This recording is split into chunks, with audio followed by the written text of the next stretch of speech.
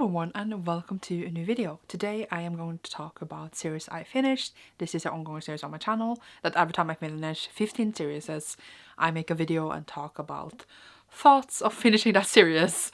This is episode 8? No wait. This is episode 9 because apparently I've already done 8 episodes. Dang, that's a lot of series I finished. Sometimes I'll just add to the series later after I had them in a video. I'm like, well, it was finished at the time, so it's fine. The last episode I did is probably a while ago now, because like I put on a date as well as when I finished them. So this is from the 7th of August, which is like, was around our final book support group, I believe, until the 23rd of March. So like, this is the 50 series I finished in that time. Not that many consider how many books I read, I'm really bad at finishing series. But yeah, let's just go through them, starting off with the one on the top. Yeah, I'm gonna share some thoughts and chat. Let's go. So first we have the Skybound Saga by Alex London. This is a trilogy.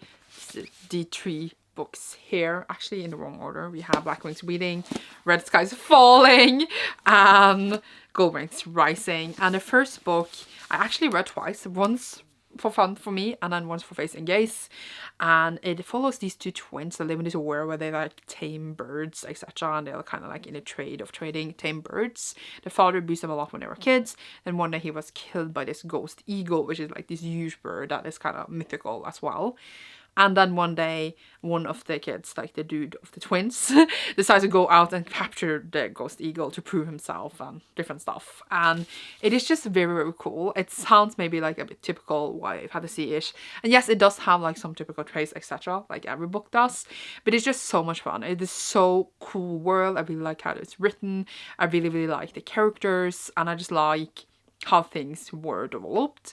Overall, like a really good series I would recommend a lot. It's definitely like not a favorite or like the best book I ever read, but it's nowhere near like the worst. It's a series I have lots of fun with and have like good memories attached to.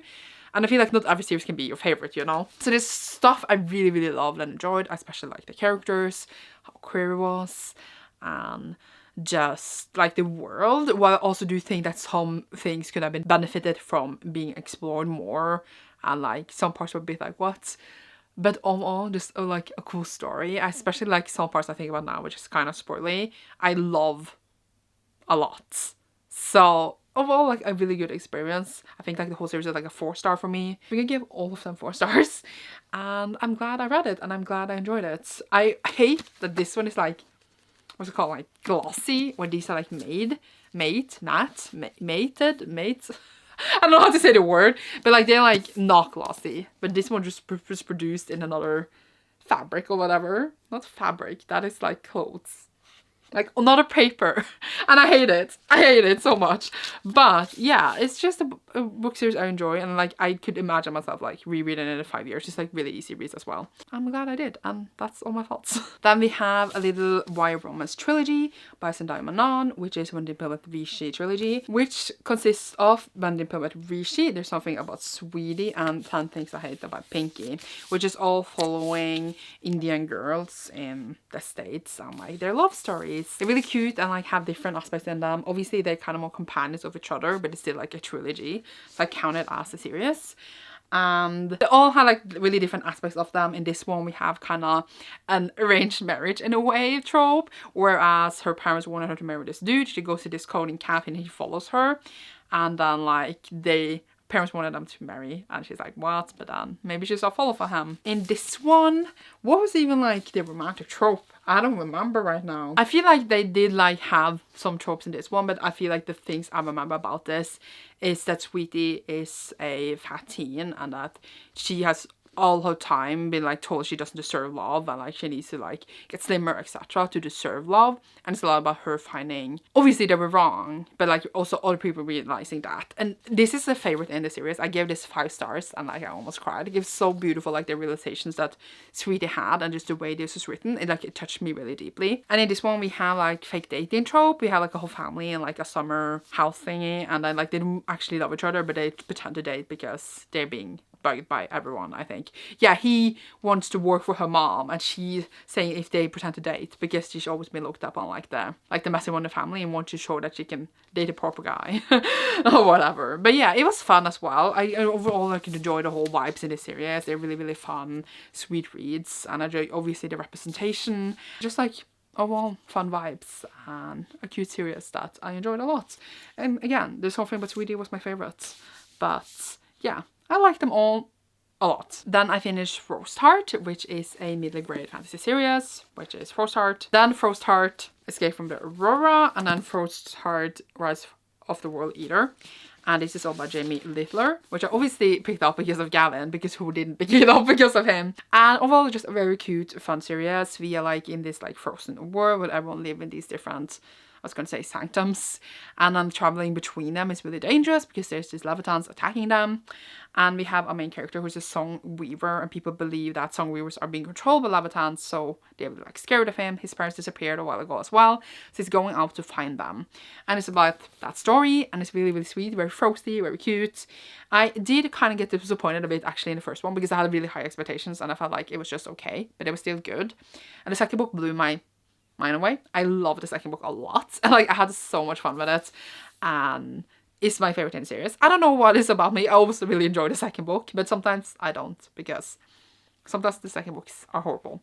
And then the third one was like okay, like it goes where you expect the story to go. It is a good time. Overall, just a sweet story that I would recommend a lot as well, and I had a great time with. But I don't have more to say than that. These were really heavy, because then we have, can I have these in order? Maybe.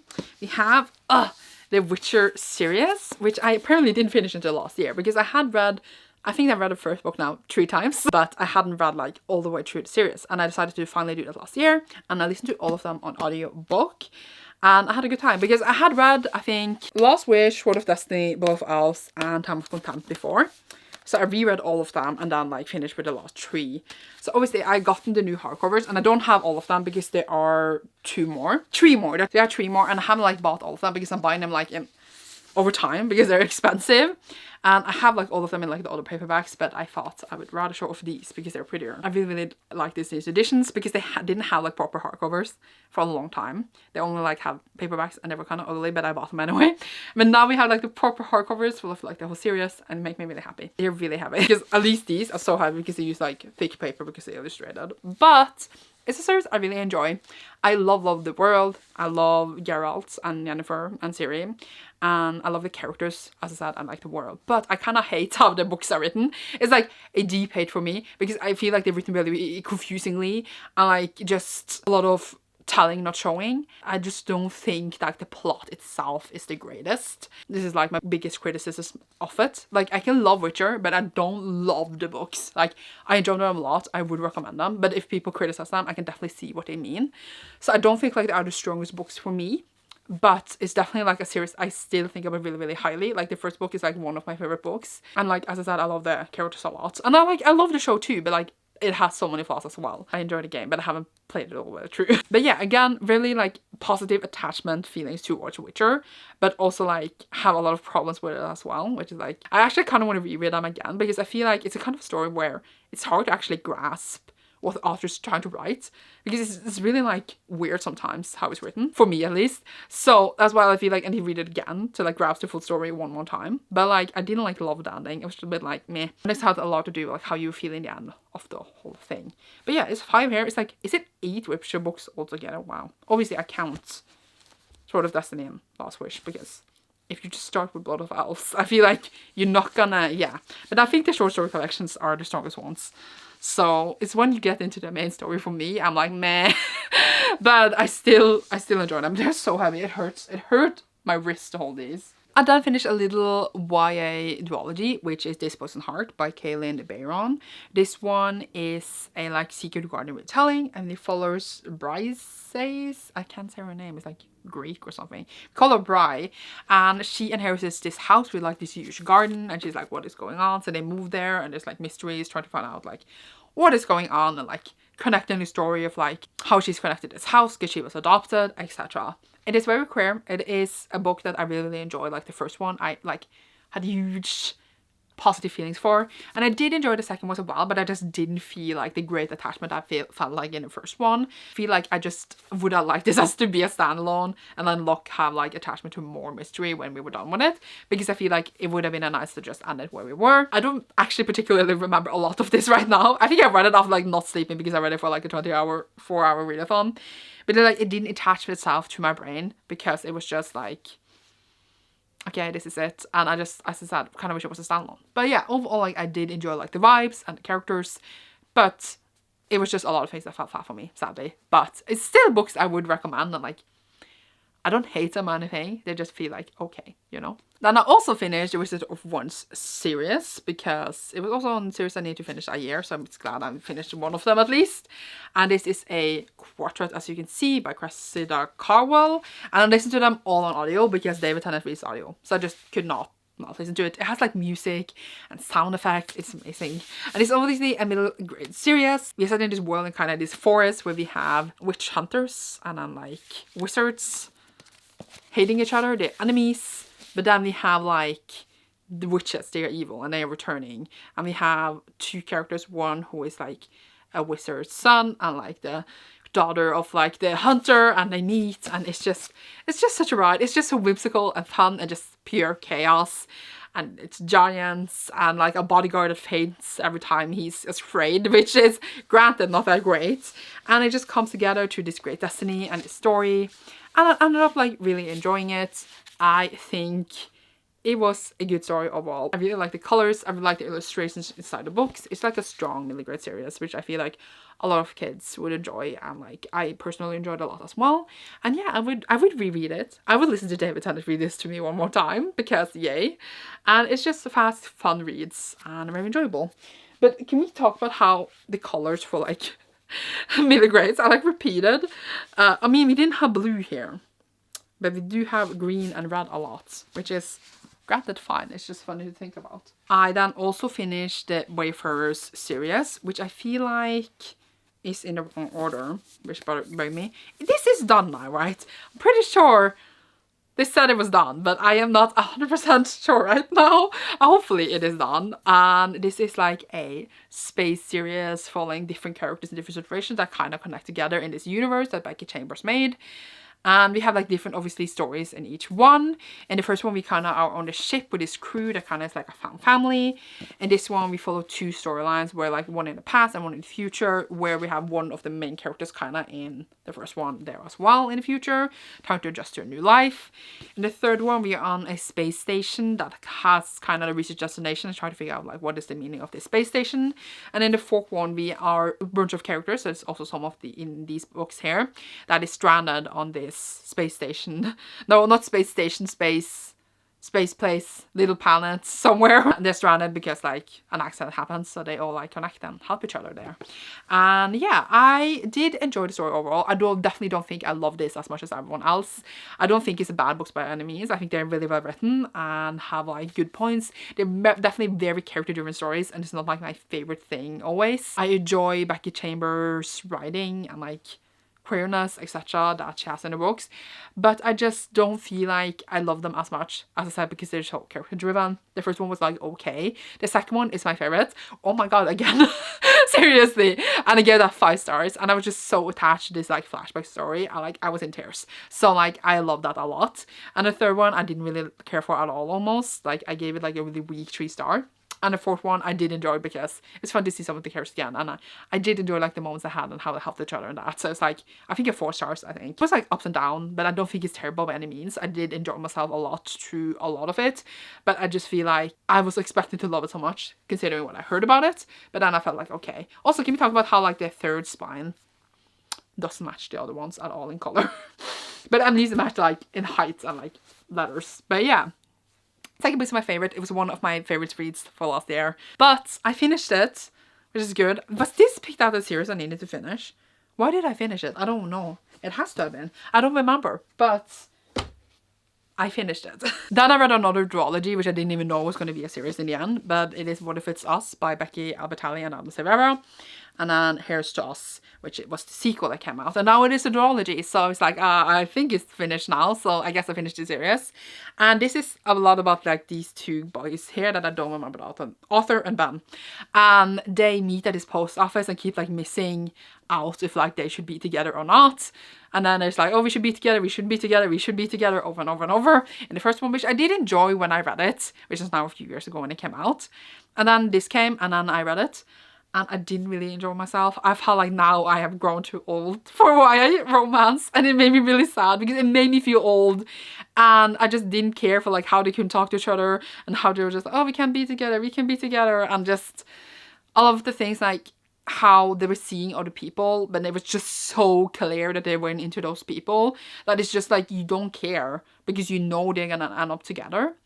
It's like you don't care at all, and that's why like whereas you just know the end goal all along, that's why like I was just like, man, I was not that into it because of that. And obviously in most romances you know they're gonna end up together, it's not about that, it's just how long time it took, and I was just like, at this point I don't care. So yeah, I didn't really enjoy this, and when I think about this, I guess I didn't enjoy that much either. They're like 5 books, and I have enjoyed Becky and Adam's books like separately before, but I feel like they write now in like a genre where like I enjoy that much of the past, but I don't know how much I can enjoy it now for the future.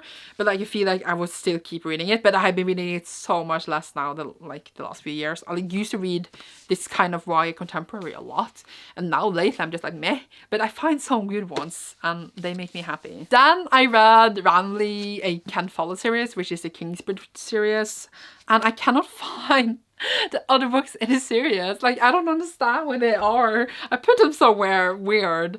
But either way, in this one, we follow like this bridge that they build. Literally, that's what we follow. So this is like the first book that I made a TV series of, which I enjoyed a lot. Then we have the second book, which I loved. Oh my god, the second book was my favorite. Again, I'm not even joking. I think the second book was my favorite. I was so engaged in that one. I cannot find it. I have it in English, in like matching this kind of. I don't know where it is. And then I had a third one in a Norwegian art, because these are also Norwegian. So I read that in that one. And then I realized it's a prequel, which was this one. So I had to buy that and read that as well, because I want to read the whole series. Now I finished them all.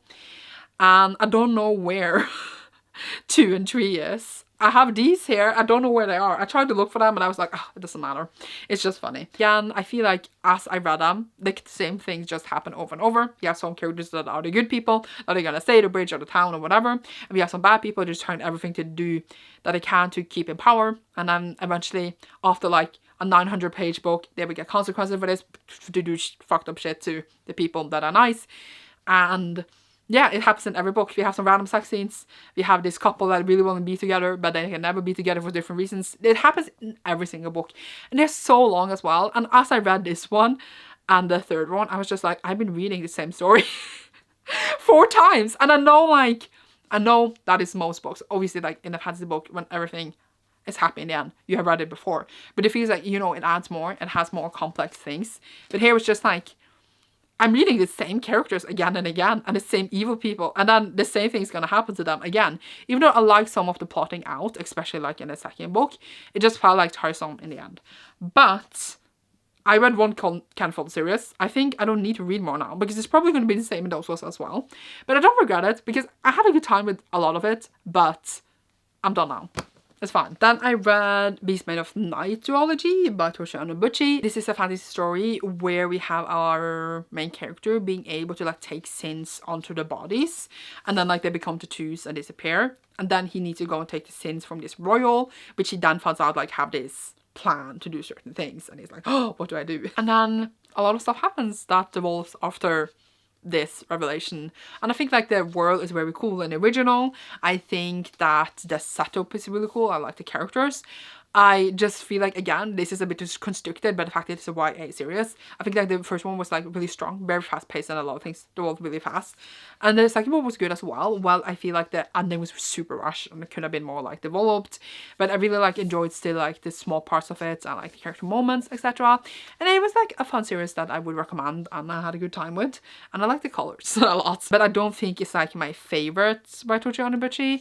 I do think that like I like the War Girls maybe more, but they're strong together, I think. They're both really good series in their own way. But I'm enjoying this author a lot, so I'm really like just reading everything and enjoying myself. Yay. And then I finished Electroclass and the Evil Librarians by Brandon Sanderson. And the last one was also written by John C. Patterson. And this one is now a completed series of 5 books, which follows Electroclass and is Brandon Sanderson's middle grade series. And Electroclass has like been sent from foster home to foster home when he was a kid, and is now finding out that suddenly that he actually has like a biological family that all has these gifts, which are like really weird gifts. And he has one as well, which is to destroy things. And you shall see what happens with his story to find out this and save the world from the evil librarians, which is librarians in our real world.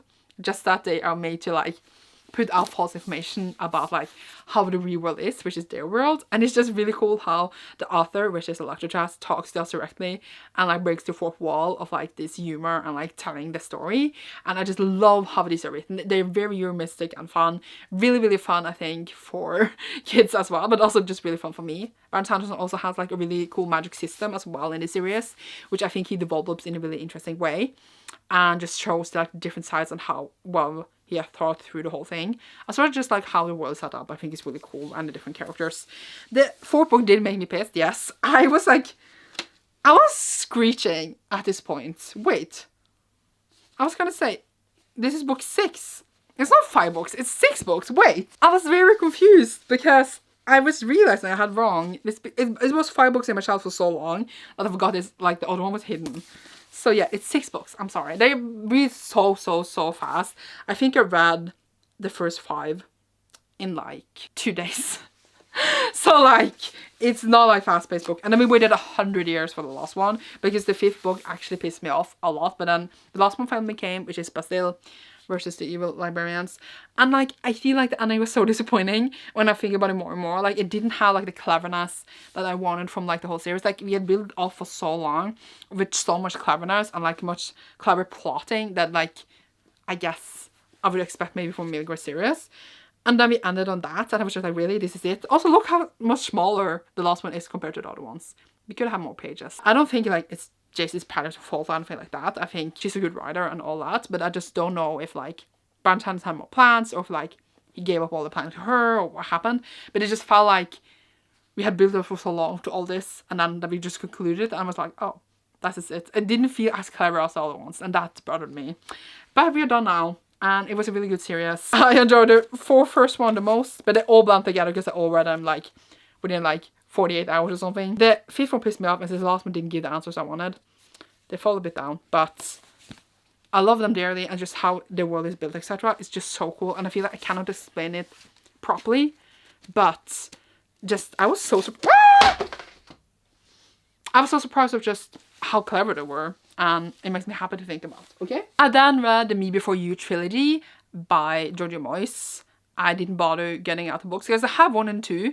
I borrowed 3 from my mom, and like they're like buried behind like so many books that I didn't bother getting them out because then I had to move so much else. And this one, obviously, I guess people know what it is, but it follows Louis Clark that takes care of Will, who is paralyzed. And then stuff happens. I don't even know, is it a spoiler of what happens to him, but I assume most people know.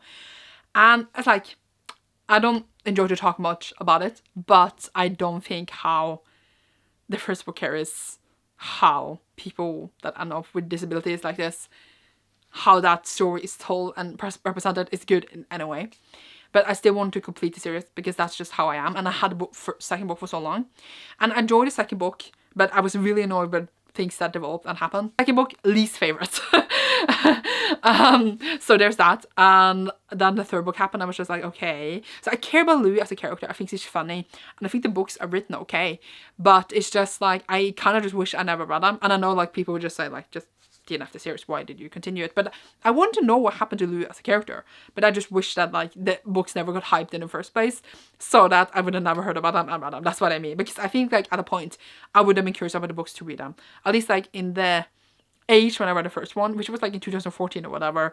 It's like when you heard about a book a lot, you just pick them up. But now I don't think I would have cared, you know? Because there's many hype books that I have not picked up because I don't care at this point. But like a point where everyone talks about things, you want to read them. I don't regret it in that way, like, and now at least I know what's about and stuff, but it's just like, it wasn't like 100% worth it.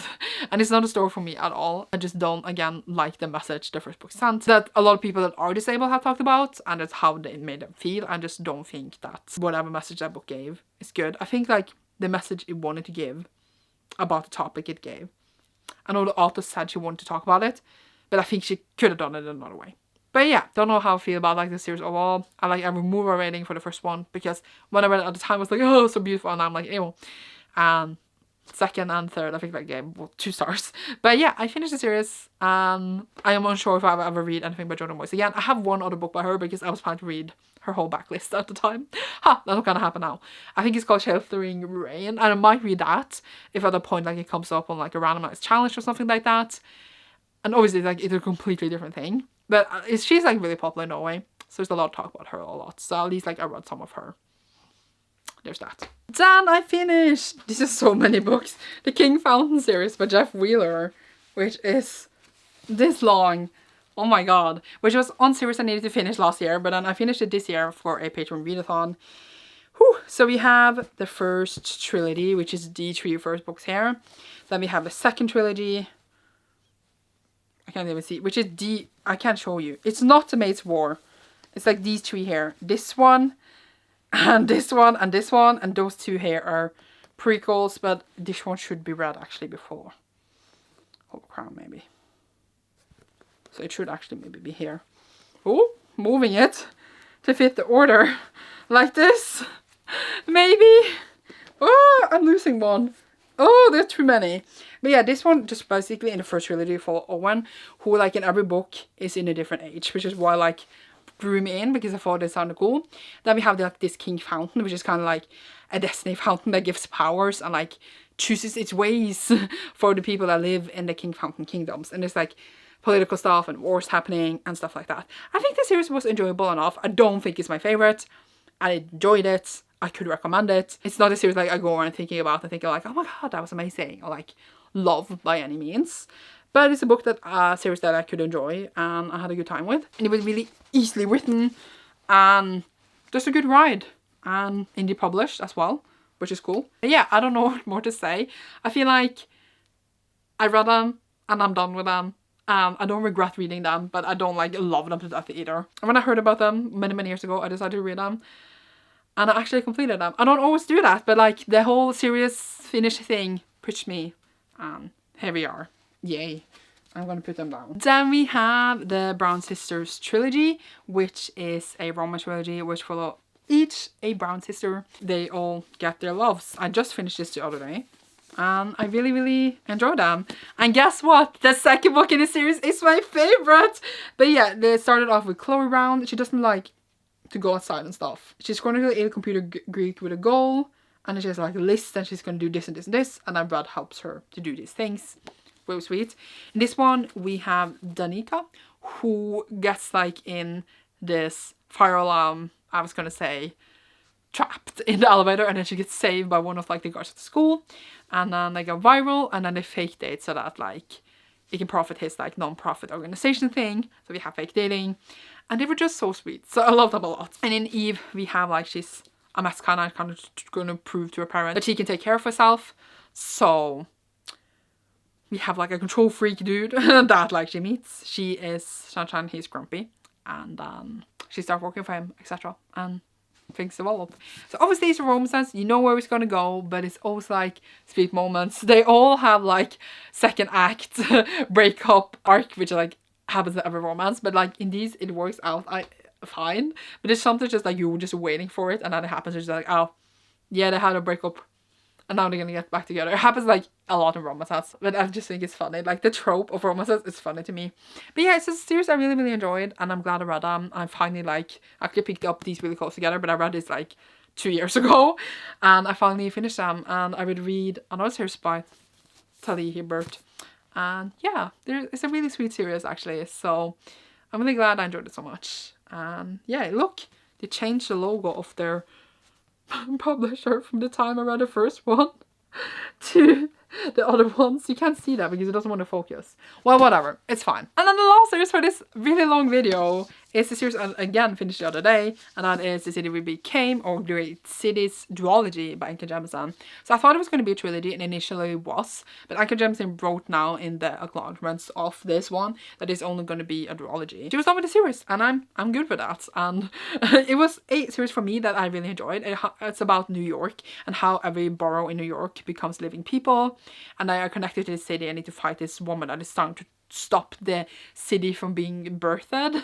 And it's been a really long time actually since I read this, but I still just went straight into this without rereading the first one, and I had a good time. Honestly, it is a series that brings up actually a lot of things in the society that makes the city die, like how we treat each other and how we treat the world with hate and each other with hate. It has a lot of main characters, really diverse characters that all come from different, you know, backgrounds, and how all of these things are brought up in the books. So it definitely uses, you know, these books to, I wouldn't exactly say commentary, but like reflect upon the real world and the issues that we have. And I'm a person who appreciates that. So when I read it, I'm just like, yeah. And I'm sitting there like, this is terrible, but thank you for bringing it up, you know. I know that not everyone loves the series. It's not like Anka Jemisin's strongest one, but it's a series I really enjoy, and I just love Anka Jemisin's writing, so I'm here, you know, for the long run of whatever she writes next. And yeah, I really like think the first book was like almost a 5-star for me, and the second book was like a really strong 4-star. And I like how it was brought together. I just think like when I read this and I knew it was the final book, I just thought that more things could have been concluded in the end. Some storylines I felt like ended too open for me, and I wish there was more to other parts of it. So I wish almost we had a trilogy where we could like end the character arcs even better. But yeah, overall enjoyed it, and I like the cool look of them, and I like to read about New York City because I romanticize it in my brain, even though I'm fully aware that it is not as it is in my brain, but I still do it. But yeah, I'm sad it's done, but it is now done. And I still like that even many years later when the sequel finally came, that they matched them so well, because or else I would have been so sad. That was all the series I was going to talk about in this video. These videos always take so long. I always debate taking them to 10 series instead of 15. But that means I have to film this video more often. So see me soon for another episode of this when I read more 15 series. I'm like finishing one right now, so that is at least one on the list. We just see, maybe it would take me probably like 6 months. But yeah, I think it's a fun series to have, like an overview of all the series I actually have finished. Yeah, you shall see me soon in a new one. Leave like a city building or whatever down below if you enjoyed this. You shall see me soon. Check out my page down below if you want to support my channel further. And goodbye!